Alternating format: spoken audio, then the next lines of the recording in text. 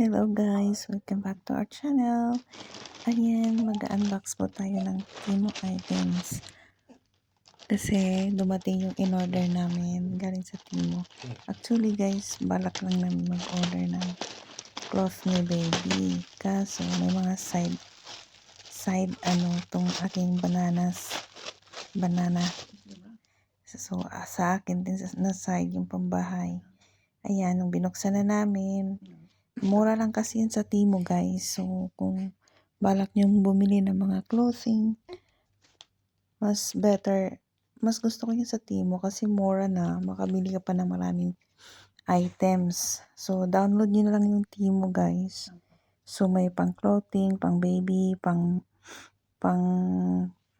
basta ano siya, marami siyang anong tawag nito, may pang kitchenware, mga ganyan. Pero okay na ako sa mga items nila guys, kaysa pupunta pa ako ng mga mall or store na bibili ng aking kakailanganin. So ayun na nga, yan yung unang item na binuksan. Huwag niyo pansinin ang kilikili ko kasi maitim na talaga yan, charis. Bumili din ako ng glycerin ba yan? Glycol. Basta ganun yun, charis.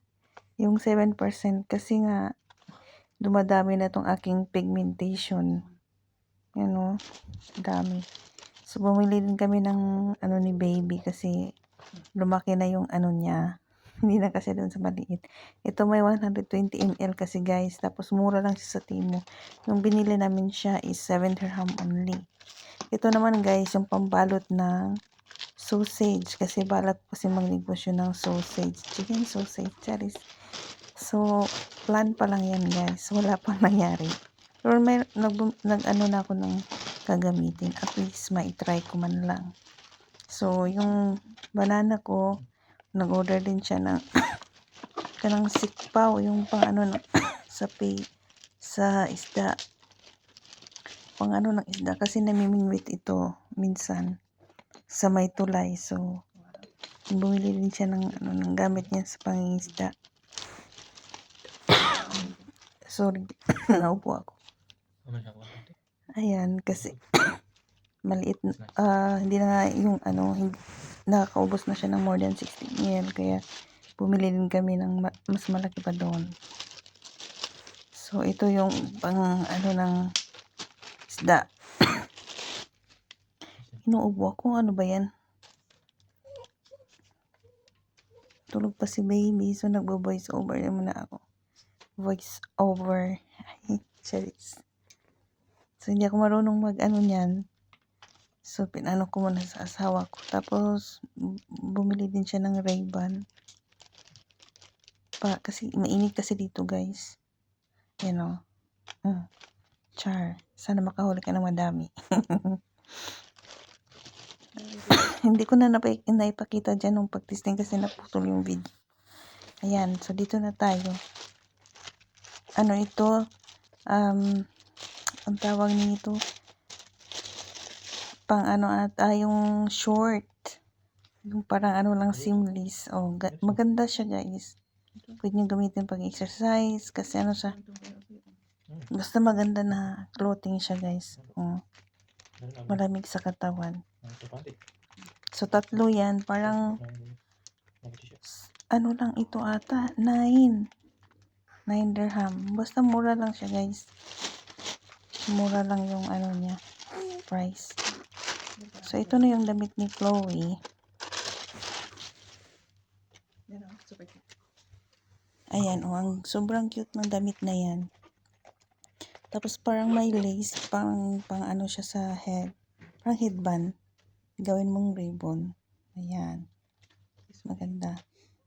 Tumakbo yung asawa kasi sinilip yung bata sa likod ko habang nagbubukas ako ng mga items sa Temu.